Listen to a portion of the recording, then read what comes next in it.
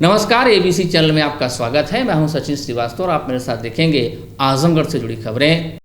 खबर के प्रायोजक हैं गोमती ग्रामीण निधि बैंक। निवेश और सिक्योर्ड लोन के लिए संपर्क करें paradise international school Hirapatti Azamgarh. Admission open. Play group class 10th CBSE pattern. Sarvodaya public school Harvanshpur Azamgarh. Admission open. Vidyapeeth centre for IIT JEE and NEET. Sai international school निकट RTO office Badli Bazar Azamgarh. Admission open. Dalim sun baby school Tiwaripur Mau road Azamgarh. Admission open. GD global school Kartalpur Azamgarh. Admission open. Wooden touch Bhaurnath Azamgarh और hotel park green Sidhari Azamgarh. नगर निकाय चुनाव में Bharatiya Janata party के प्रत्याशियों को जीत दिलाने के लिए उत्तर प्रदेश के मुख्यमंत्री योगी आदित्यनाथ लगातार जिलों का दौरा कर रहे हैं। इसी क्रम में सीएम 3 मई को आजमगढ़ के SKP इंटर कॉलेज के मैदान में जनसभा को संबोधित करेंगे। मुख्यमंत्री के आगमन को लेकर भारतीय जनता पार्टी के नेताओं और प्रशासन ने तैयारियां पूरी कर ली हैं। सुरक्षा के व्यापक प्रबंध किए गए। मुख्यमंत्री के आगमन को लेकर प्रोटोकॉल आ चुका है। आजमगढ़ में 3 नगर पालिका और 13 नगर पंचायतों में अध्यक्ष व वार्ड सदस्यों के लिए 11 मई को होने वाले मतदान को लेकर मुख्यमंत्री योगी आदित्यनाथ जनसभा को संबोधित करने 3 मई को आजमगढ़ शहर के SKP इंटर कॉलेज के मैदान पर पहुंचेंगे। मुख्यमंत्री का इससे पूर्व संत कबीरनगर जिले में भी कार्यक्रम है। यहां पर खलीलाबाद में जनसभा को संबोधित करने के बाद 11:55 पर उनका हेलीकॉप्टर आजमगढ़ के लिए निकलेगा, जो आजमगढ़ शहर के SKP इंटर कॉलेज में 12:25 पर पहुंचेगा। यहां पर हेलीकॉप्टर की लैंडिंग के बाद कार से इसी परिसर में बने जनसभा स्थल पर 5 मिनट में मुख्यमंत्री पहुंचेंगे। 12:30 से 1:15 बजे तक उनकी जनसभा होगी। इसके बाद हेलीपैड पहुंचकर 1:25 पर उनका हेलीकॉप्टर यहां से टेक ऑफ करेगा।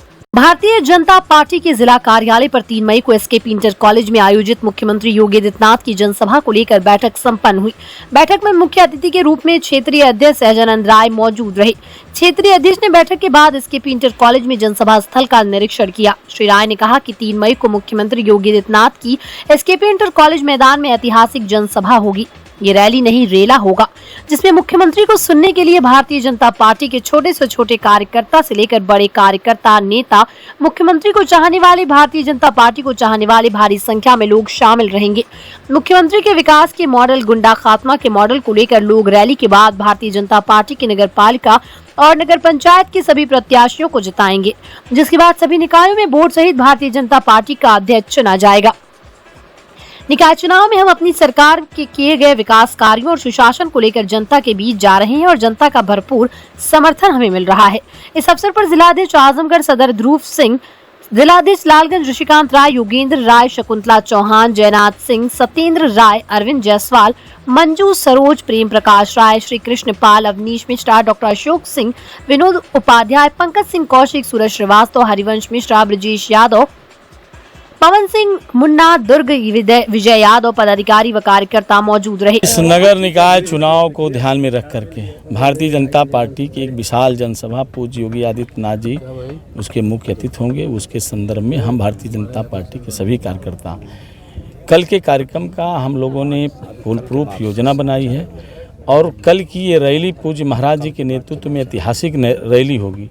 उस रैली के माध्यम से कल ही निश्चित हो जाएगा कि भारतीय जनता पार्टी आजमगढ़ जनपद के सभी नगर पंचायतों में नगर पालिका की केवल अध्यक्ष नहीं, बोर्ड सहित विजय प्राप्त करेगी, क्योंकि आजमगढ़ का एक एक कार्यकर्ता पूज्य योगी जी के विकास के मॉडल को, पूज्य योगी जी के गुंडा खात्मा के मॉडल को संकल्पित होकर के एक एक व्यक्ति तक पहुँचाने का काम किया है।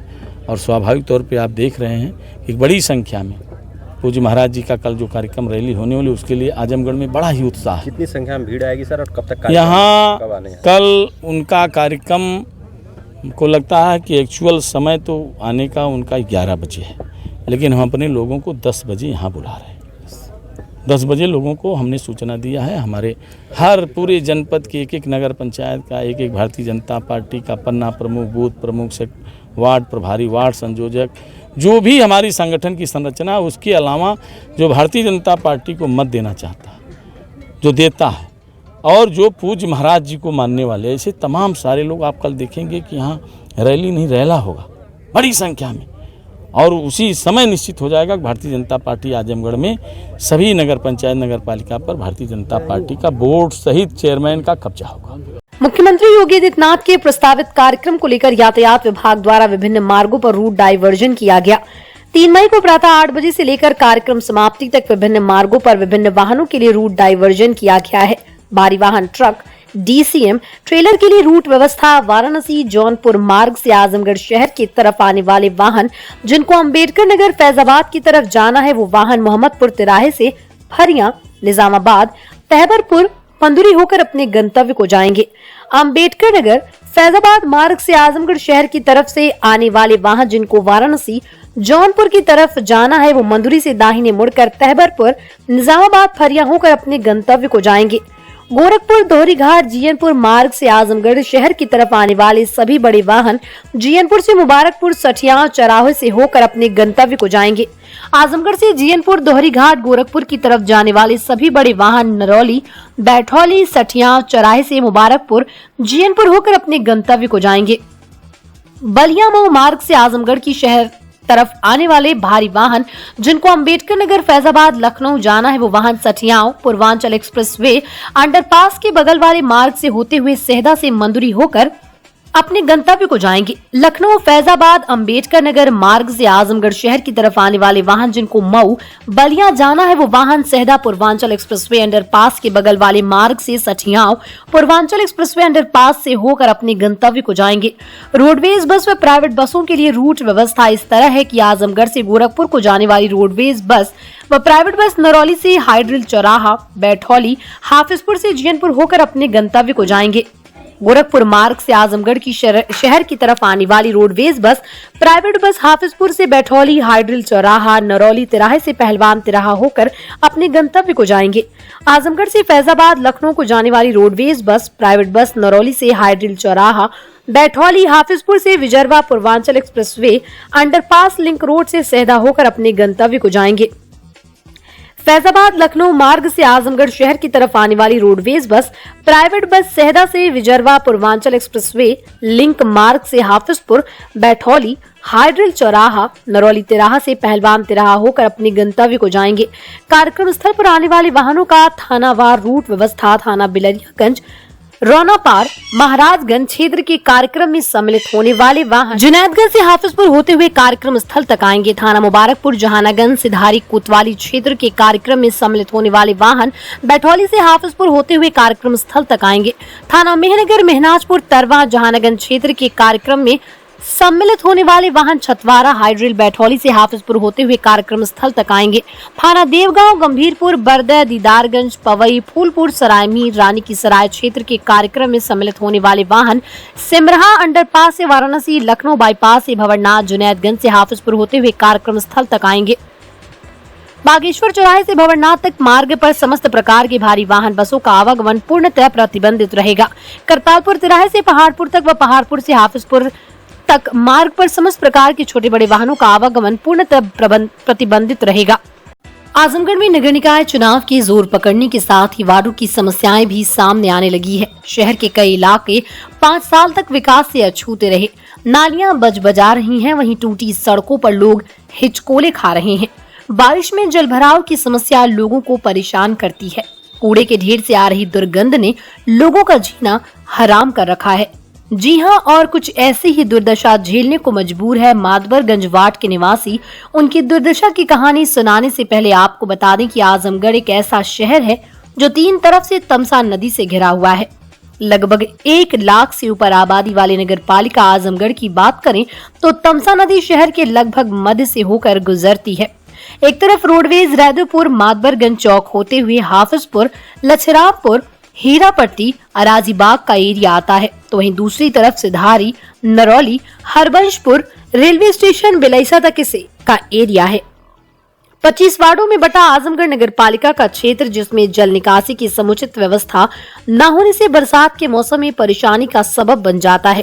कहने को तो इस क्षेत्र में 2 बड़े नाले हैं। एक नाला धर्मशाला से होते हुए गुलामीपुरा, मुकेरीगंज, शिबली कॉलेज से होकर जाता है, तो दूसरा नाला जो लगभग 2 से 2.5 किलोमीटर लंबा है, अराजीबाग से शुरू होकर बदरखा, कोलघाट होते हुए बवाली मोड़ पर जाकर समाप्त होता है। कि नाला शहर से सटे गांव कोल पांडे व कोलबाज बहादुर और आजमगढ़ नगर पालिका की सीमा का भी निर्धारण करता है, जो कि लगभग शहर की ज्यादा आबादी के जल निकासी का मुख्य स्रोत भी है। इस नाले की बात करें तो वर्तमान स्थिति में अतिक्रमण के चलते 8 फुट चौड़ा नाला लगभग 3 फुट में जगह जगह पर सिकुड़ गया है, जिसके चलते बारिश के समय में पानी नाले के ऊपर से बहने लगता है। इस नाले पर कोलघाट से बागेश्वर नगर की तरफ बने रिहायशी मकान व होटलों के चलते इसकी साफ सफाई भी मुसीबत बन गई है। मातबरगंज मोहल्ले के निवर्तमान सभासद रईस अहमद कहते हैं कि जल निकासी बड़ी समस्या रही है। लोगों द्वारा नाले पर अतिक्रमण, इसकी साफ सफाई न होने से शहर का पानी निकलने में काफी परेशानी होती है। वो बताते हैं कि वो और उनकी पत्नी भी सभासद रही हैं। पिछले 10 सालों से जो 2 चेयरमैन रहे, हम लोगों द्वारा कई बार इस पर कार्रवाई की मांग की गई, लेकिन कोई समाधान नहीं किया गया। नालियां इतनी सकरी हैं कि ऊपर से इनकी सफाई सही तरीके से नहीं होती। बारिश हुई नहीं कि लाल डिग्गी बंधे से मातबरगंज को जाने वाली सड़क पर जल जमाव हो जाता है, जिससे लोगों का पैदल जाना दूभर हो जाता है। वहीं कोतवाली के सामने कॉलोनी में रहने वाले संजू गुप्ता बताते हैं कि जल निकासी की समस्या इतनी बड़ी है कि जब भी पानी बरसता है, नाला जाम होने के चलते उनके बेसमेंट में हर साल पानी भर जाता है, जिससे उनका काफी नुकसान होता है। इसको लेकर नगर पालिका में कई बार शिकायत की गई, लेकिन कोई फायदा नहीं हुआ। महारानी बाग के रहने वाले वरुण राय बताते हैं कि जब भी बारिश होती है, ब्रह्मस्थान से लेकर एसकेपी कॉलेज के सामने, पांडे बाजार चौराहा, शिवली कॉलेज के सामने सड़कों पर लबालब पानी भर जाता है। पैदल तो छोड़िए, गाड़ी से भी आना जाना दूभर हो जाता है। नाला तो बना है, लेकिन साफ सफाई न होने के चलते यहाँ स्थितियां पैदा हो जाती हैं। वहीं शहर के अन्य जगहों की बात करें तो रैदुपुर स्थित गांधी प्रतिमा तिराहे के आसपास जब भी बारिश होती है तो जल जमाव हो जाता है, जिसके चलते सड़क भी टूट जाती है। शहर में जल निकासी की समस्या बहुत बड़ी है। वहीं कलेक्ट्रेट क्षेत्र में एसपी कार्यालय के सामने भी हल्की बारिश में जल जमा हो जाता है। सितंबर 2021 में हुई मूसलाधार बारिश को याद कर आज भी लोग सिहर जाते हैं। सितंबर में हुई इस बारिश ने नगर से लेकर आसपास के इलाकों में भी काफी नुकसान पहुंचाया था। नगर में सिविल लाइन क्षेत्र की बात करें तो यहाँ स्थिति कई घर, पैथोलॉजी, डायग्नोस्टिक सेंटरों में पानी चले जाने से करोड़ों की मशीनों का नुकसान हो गया था। तो वहीं ब्रह्मस्थान के ठीक पीछे स्थित कॉलोनी से लेकर कोलघाट होते हुए बागेश्वर नगर तक सैकड़ों मकानों में लगभग 10 फीट पानी भर जाने से बड़े पैमाने पर लोगों को नुकसान उठाना पड़ा। तो वहीं बड़ी संख्या में लोगों के 4 व्हीलर से लेकर 2 व्हीलर तक पानी में डूब गए। नगर के चारों तरफ पानी ही पानी नजर आ रहा था। ये नजारा देख जब नगर पालिका की निद्रा टूटी तो आनन फानन में जगह जगह जेसीबी लगा नालों की सफाई तो कराई गई, लेकिन कई ऐसी जगह रही जहां जेसीबी का पहुंचना नामुमकिन रहा। वह जगह आज भी उसी तरह पड़ी है। बहरहाल जब तक इलाकों से अतिक्रमण पूरी तरह नहीं हट जाता और इनकी पूरी समुचित सफाई नहीं हो जाती, तब तक नगरवासियों को जल निकासी की समस्या से जूझना पड़ेगा। ये भगीरथ प्रयास करने वाला प्रत्याशी कौन होगा, जनता उसी की राह देख रही है। पहले मुझे तो नाला ही है, जल निकासी का, जल निकासी हो, साफ सफाई हो, लाइट की व्यवस्था प्रॉपर तरीके से हो। इस मोहल्ले में सबसे बड़ी समस्या क्या है? अपने मोहल्ले में सबसे बड़ी समस्या तो जल निकासी का ही है। जल निकासी का प्रॉपर तरीके से हो जाए तो फिर हाँ नाला ही बहुत बड़ी मुद्दा है, क्योंकि जब भी बारिश होती है तो सब लोग बाढ़ से बहुत ग्रसित हो जाते हैं। सबके घर में पानी घुस जाता है और बहुत दिक्कत होती है उसके बाद से। इनका न बनने के कारण वही बता रहे हो, जैसे वो नाला बॉर्डर हो जाता है, उधर ग्राम प्रधानी, इधर नगर पालिका, अब न ये बनवाते हैं न वो बनवाते, इसी बीच मैटर फंसा हुआ है। इस बार लोग चुनाव मांगने, वोट मांगने आ रहे हैं, तमाम प्रत्याशी उठे हुए हैं, उनसे आप लोग क्या करना चाहेंगे? वही जो प्राथमिक चीज़ें हैं, जो नाला हुआ, साफ सफाई हुआ, बिजली हुआ, यही चीज़ें मतलब प्रॉपर तरीके से हो। मेन मुद्दा जल निकासी का है।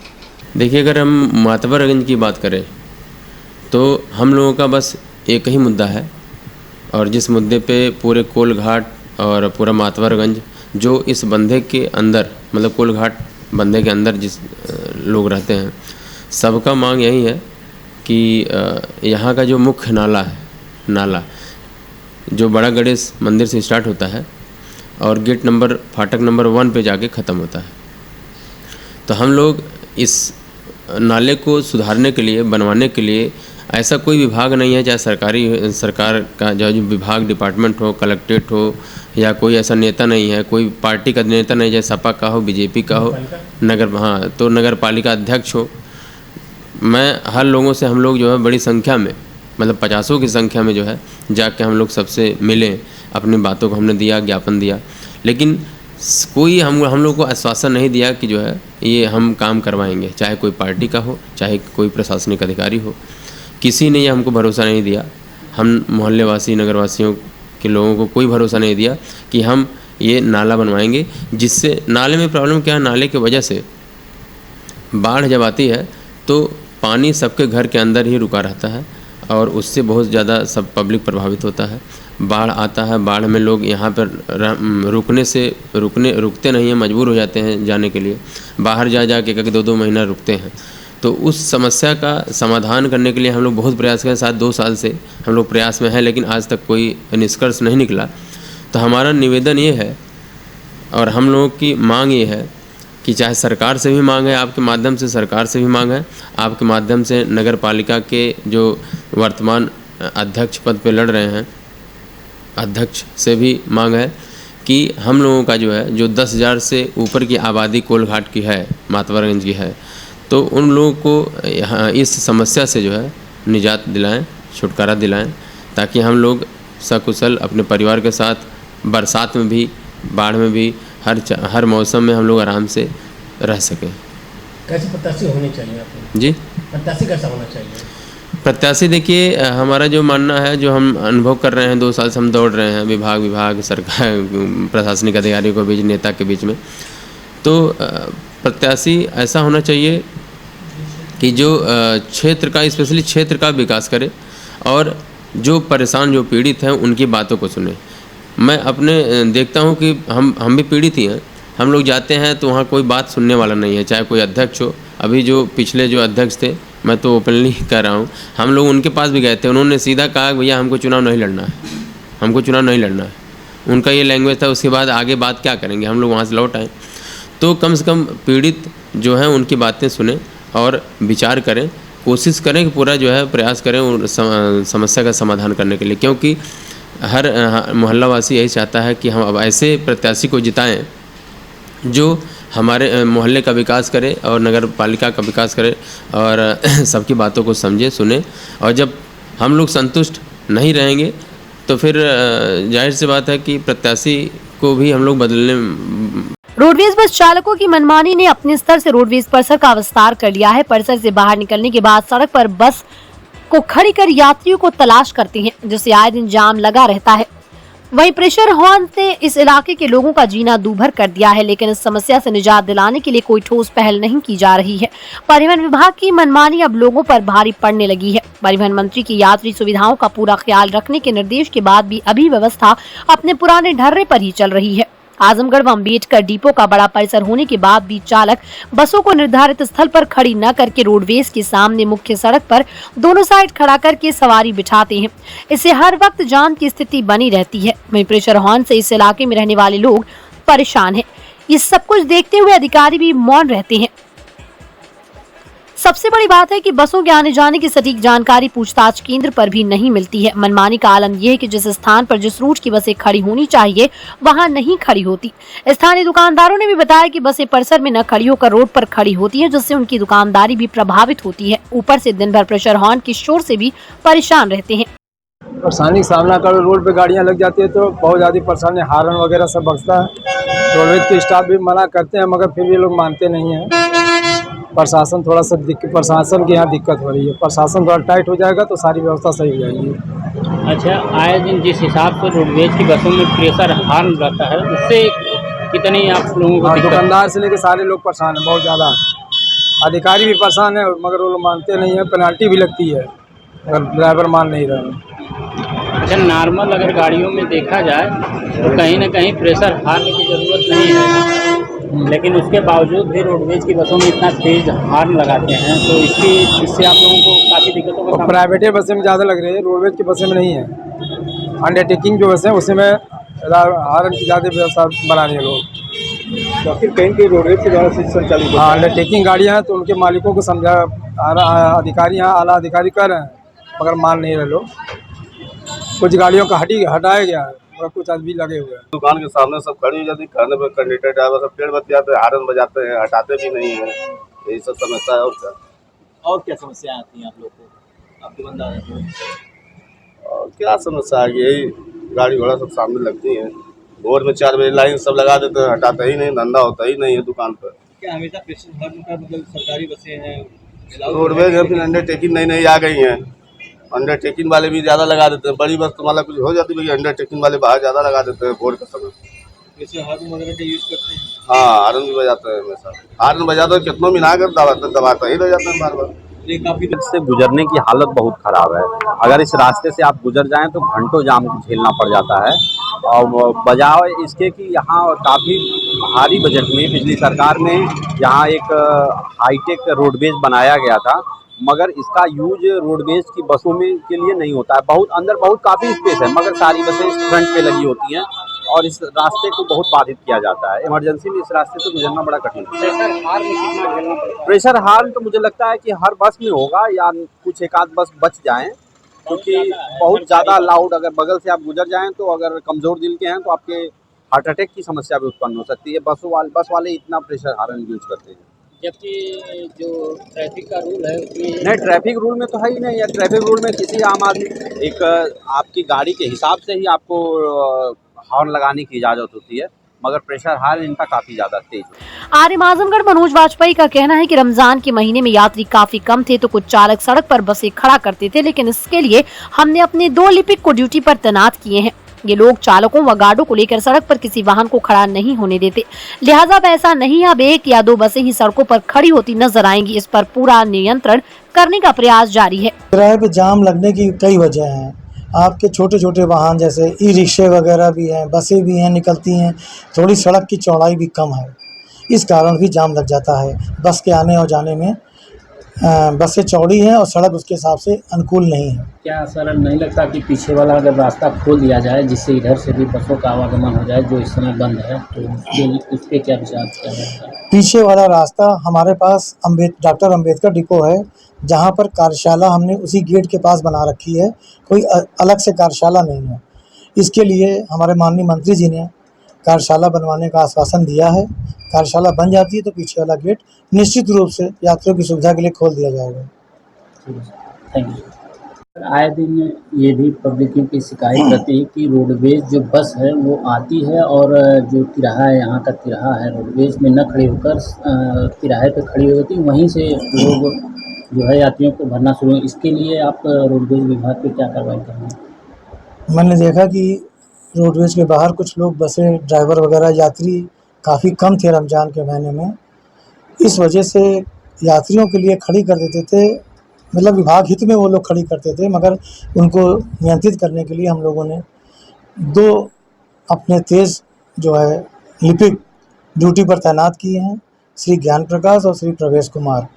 उनका यही काम है कि 1-2 आदमियों को लेके अपने अक्षम चालकों को, गार्डों को लेकर वो इन बसों को हटाएंगे।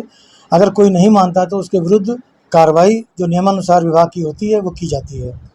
और प्रयास ये हो रहा है कि अब पहले से बेहतर हुआ है, पहले काफ़ी गाड़ियां खड़ी होती थी, अब 1-2 ऐसे देखने को मिल सकती हैं, जिस पर भी नियंत्रण किया जा रहा है। प्रदेश के मुख्यमंत्री योगी आदित्यनाथ के आगमन को लेकर जनपद मुख्यालय को दुल्हन की तरह सजाने में अधिकारी व कर्मचारी जुटे हुए हैं। सड़कें दुरुस्त करने के साथ साथ साफ सफाई चौकस रखने के लिए कर्मचारी पसीना बहाते रहे। सुबह से शाम तक सफाई कर्मी झाड़ू व फावड़ा चलाते देखे गए। सफाई में कोई कमी न रह जाए, इसके लिए खुद उच्च अधिकारी चौकसी करते नजर आए। जी हां, आजमगढ़ में मुख्यमंत्री के दौरे को देखते हुए युद्ध स्तर पर अभियान चलाकर मंगलवार को व्यापक साफ सफाई की गई। बवाली मोड़ से करतालपुर चौराहे तक, करतालपुर चौराहे से भंवरनाथ मंदिर तक, भंवरनाथ मंदिर से हाफिजपुर चौराहे तक और हाफिजपुर चौराहे से एसकेपी इंटर कॉलेज ग्रामीण सफाई कर्मचारियों द्वारा टोली बनाकर जगह जगह सफाई अभियान चलाया गया। कचरा हटाते हुए, झाड़ू लगाते हुए पॉलिथीन एकत्रित करके बोरे में भरकर उनके द्वारा उन्हें उचित स्थान पर रखा गया। विकासखंड पलहनी के 10 न्याय पंचायतों के लगभग 200 कर्मचारी रोड के दोनों पटरी पर साफ सफाई कार्य में जी जान से जुटे रहे। माननीय मुख्यमंत्री जी दिनांक 3 मई को जनपद आजमगढ़ में एसकेपी इंटर कॉलेज में कार्यक्रम प्रस्तावित है। श्रीमान जिला पंचायत राज अधिकारी आदरणीय श्रीकांत धरवे जी के मार्गदर्शन पर भंवरनाथ चौराहा से एसकेपी इंटर कॉलेज तक, भंवरनाथ चौराहा से हाफिजपुर चौराहा तक, बवाली मोड़ से करतालपुर तक रोड के किनारे जो कूड़ा है उसको हटाया जा रहा है। ग्राम पंचायत सटा देवखरी, करतालपुर, हीरापट्टी, लछिदापुर की ग्राम पंचायत की भी साफ सफाई सुनिश्चित की जा रही है।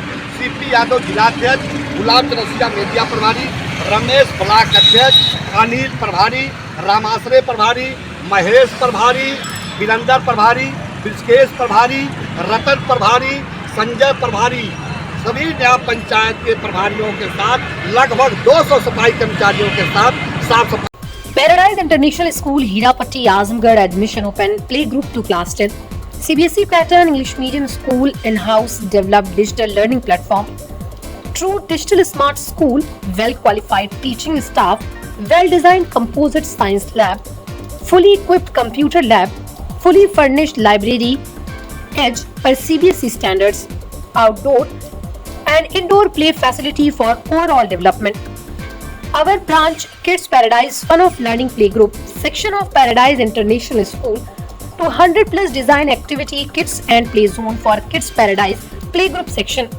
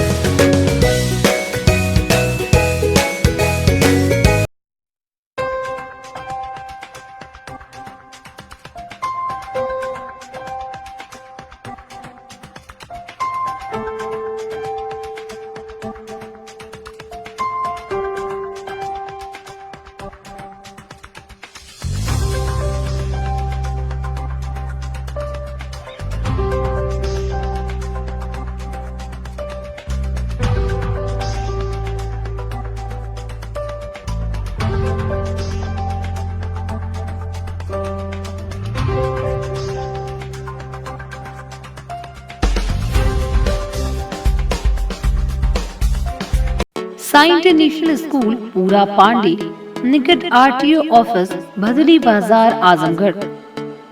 ICSE बोर्ड न्यू दिल्ली से मान्यता प्राप्त। प्रत्येक क्लास में स्मार्ट क्लास की व्यवस्था, सुव्यवस्थित साइंस और कंप्यूटर लैब्स, इंडोर और आउटडोर स्पोर्ट्स फैसिलिटीज, पूरे सिटी में वाहन की सुविधा। Admission open for new session nursery to class 9 and 11। Sai international school Pura Pande निकट RTO office Bhadli Bazar Azamgarh. Wooden touch Bhawarnath Azamgarh, a complete hardware store. हमारे यहाँ branded plywood, flush door, designer door, PVC door, formica, fancy hardware, kitchen की chimney एवं modular kitchen की exclusive range उपलब्ध। अपने आशियाने में लगाइए 4 चांद, पहुंचिए wooden touch Bhawarnath Azamgarh. Delan sunbeam school Tiwaripur Mau road Azamgarh. Admission open for new session play group to class 9। Special features smart class available, science computer lab and library, indoor and outdoor sports facilities, experienced teachers, monitoring with CCTV camera, transport facility. Give your child a quality education. Dalim Sunbeam School, Tiwaripur, Mau Road, Azamgarh. Sarvodaya Public School near RTO office, Harbanshpur, Azamgarh. Affiliated to CBSE. Admission open for classes nursery to 9th and 11th. Dedicated, experienced and well-qualified staff. Computer science from class 1st onwards. Playground with lush green campus. Yoga, art and craft, drawing, music, dance classes. Separate composite laboratories. Separate classes for girls. Well-stocked library. Hostel facility available. Free health checkup in Sarvodaya Hospital. Vidyapeeth School Center. PW School. Integrated Center for IIT JEE and NEET. Hotel park Green hydel चौराहा सिधारी आजमगढ़। स्वच्छ और आरामदायक AC and non AC rooms, 24 hour room service, north Indian, south Indian, Chinese, Italian, veg and non veg लजीज और जायकेदार व्यंजन उचित rate पर उपलब्ध। शादी, विवाह, engagement, marriage anniversary, birthday party के लिए लार्ज बैंक्वेट हॉल, मीटिंग और सेमिनार के लिए कॉन्फ्रेंस हॉल। आपकी खुशियों में लगाए 4 चांद। होटल पार्क ग्रीन, हाइडल चौराहा, सिधारी, आजमगढ़।